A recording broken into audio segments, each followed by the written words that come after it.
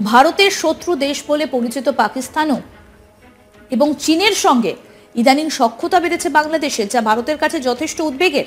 তাহলে কি এই মুহূর্তে পাকিস্তানের সঙ্গে হাত মিলিয়ে ভারতের বিরুদ্ধেই বাংলাদেশ, অর্থাৎ ভারতের বিরুদ্ধে বাংলাদেশ পাকিস্তান হাতে হাত মিলিয়ে ষড়যন্ত্র করছে?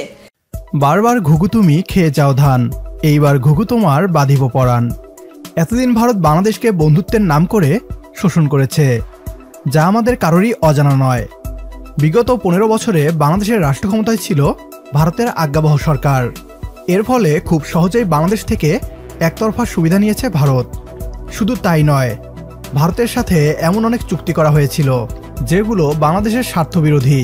তবে ছাত্র জনতার গণ অভ্যুত্থানের পর বদলে গিয়েছে সেই চিত্র। নতুন করে আবারও স্বাধীন হয় প্রিয় জন্মভূমি। লাল সবুজের বাংলাদেশ ভারতীয় আগ্রাসন থেকে রক্ষা পেতে শুরু করে। সীমান্তের নিরীহ বিজিবি ফিরে আসে পুরনো বিডিআরের রূপ নিয়ে। বিশ্ব দেখতে থাকে বদলে যাওয়া অন্য এক বাংলাদেশকে। ভারতের ইশারায় পাকিস্তানের কাছ থেকে বাংলাদেশকে এতদিন দূরে সরিয়ে রাখা হয়েছিল। তবে অন্তর্বর্তীকালীন সরকার প্রধান ডক্টর মোহাম্মদ ইউনূসের হাত ধরে পাকিস্তানের সাথে বাংলাদেশের সম্পর্ক পৌঁছে যাচ্ছে এক অনন্য উচ্চতায়। ভারত যাতে বাংলাদেশকে ব্ল্যাকমেল করতে না পারে, এর জন্য নতুন করে বাণিজ্যিক সম্পর্ক বৃদ্ধি করা হচ্ছে পাকিস্তানের সাথে। সেই সাথে বাংলাদেশের পিছিয়ে পড়া সামরিক বাহিনীকে এগিয়ে নিতে পাশে থাকার কথা বলেছে পাকিস্তান। বাংলাদেশের সামরিক বাহিনী এগিয়ে যাক, এটা কিছুতেই মানতে পারছে না ভারত। আর তাই একের পর এক মিথ্যাচার ও ষড়যন্ত্র করে যাচ্ছে।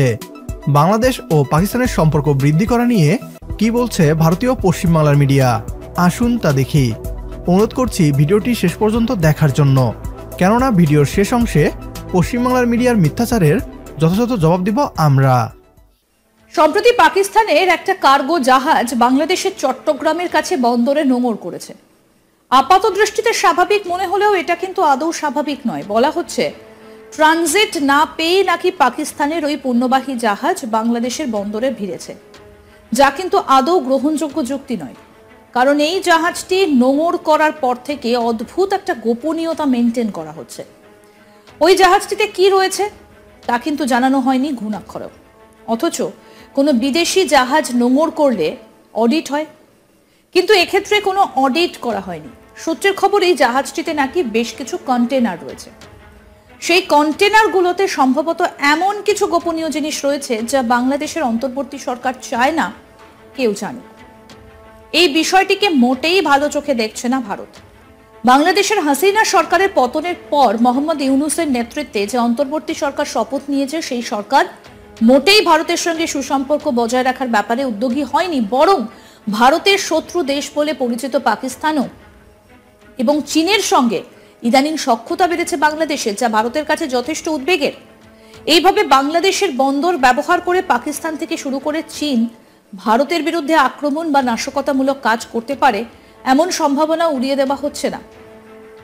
এই জায়গায় দাঁড়িয়ে বুধবার করাচি থেকে আসা সেই কার্গো শিপ যেটা চট্টগ্রামে এসে ভিড়েছে, সেটা নিয়ে কিন্তু ইতিমধ্যেই সন্দেহ দানা বাঁধছে। কোথাও একটা রাখো ঢাকো ব্যাপার রয়েছে। এই বিষয় নিয়ে কি বলছেন আন্তর্জাতিক সম্পর্ক বিশ্লেষক শুভাশিস ব্যানার্জি, আসুন শুনে নিন। চট্টগ্রাম যে বন্দর রয়েছে, যে পোর্ট রয়েছে, সেখানে একেবারে সরাসরি করাচি থেকে সেই শিপটা এসেছিল এবং সেটাকে ঘিরে একটা কড়া নিরাপত্তার মোড়ক আমরা দেখেছি। সবকিছু যেন একটা রাখো ঢাকো ভাব।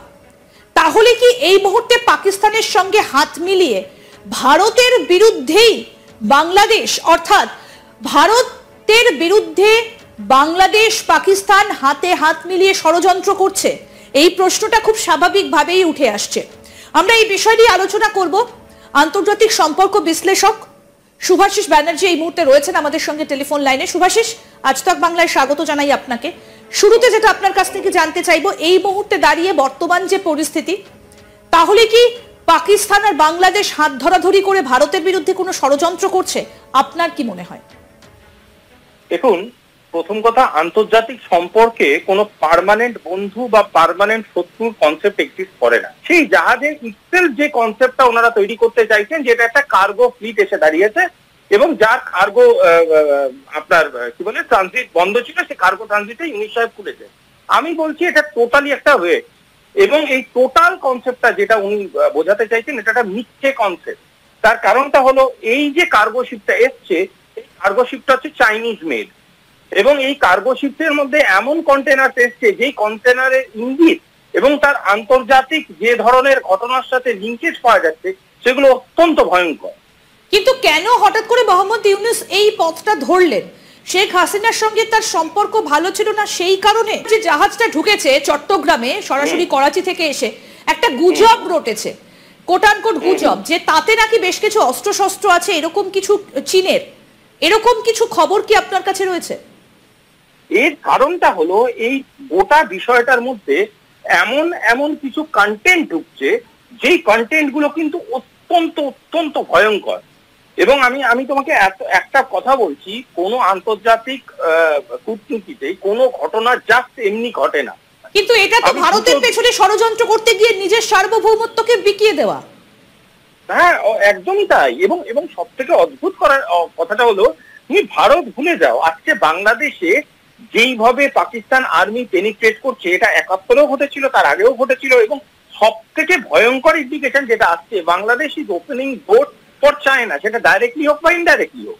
এত ভয়ঙ্কর কিছু পরিস্থিতি সৃষ্টি করতে পারে শুধুমাত্র ভারতবর্ষের না, আশেপাশে প্রতিটা দেশ তার জন্য এফেক্টেড হয়ে যাবে। এবং এখনো পর্যন্ত কিন্তু এই যে কার্গো শিপটা এসেছে তার মধ্যে কি ছিল সেটা নিয়ে কিন্তু এখনো পর্যন্ত কোনো অডিট রিপোর্ট সামনে আসেনি, সুতরাং সেখান থেকেই প্রশ্ন উঠতে শুরু করেছে। পাকিস্তানের করাচি থেকে গত সপ্তাহে একটি পণ্যবাহী জাহাজ সরাসরি চট্টগ্রাম বন্দরে নোঙর করে, যা 1971 সালের পর প্রথম কোনো পাকিস্তানি পণ্যবাহী জাহাজের বাংলাদেশে নোঙর করার ঘটনা। আর পাকিস্তান থেকে বাংলাদেশে জাহাজ আসার ঘটনায় গভীর উদ্বিগ্ন হয়ে পড়েছে ভারতের নিরাপত্তা বাহিনী। গত 15 নভেম্বর শুক্রবার ভারতীয় একটি সংবাদ মাধ্যমের এক প্রতিবেদনে এ তথ্য জানানো হয়েছে। এতে বলা হয়েছে, ভারতের পূর্ব ও পশ্চিমাঞ্চলের দুই প্রতিবেশী দেশের মধ্যে সরাসরি সামুদ্রিক সংযোগ ভারতের উত্তর পূর্বাঞ্চলীয় রাজ্যগুলোতে সম্ভাব্য অস্থিরতা তৈরির কাজে ব্যবহার করা হতে পারে, কারণ বাংলাদেশ সীমান্তের খুব কাছে এই রাজ্যগুলো অবস্থিত। আমরা দেখছিলাম, পশ্চিমবাংলার মিডিয়া দাবি করছে পাকিস্তান থেকে জাহাজে করে চীনা হাতিয়ার এসেছে বাংলাদেশে, কিন্তু বাংলাদেশের পক্ষ থেকে জানানো হয়েছে পাকিস্তান থেকে বাংলাদেশে যে জাহাজ এসেছে তাতে ছিল নিত্য প্রয়োজনীয় পণ্য। পাকিস্তানের সাথে বাংলাদেশের বাণিজ্য নতুন নয়, বিগত সময়ে দুই দেশের মধ্যে বাণিজ্য হয়েছে সিঙ্গাপুর ও কলম্বোর মাধ্যমে, আর এখন হবে সরাসরি।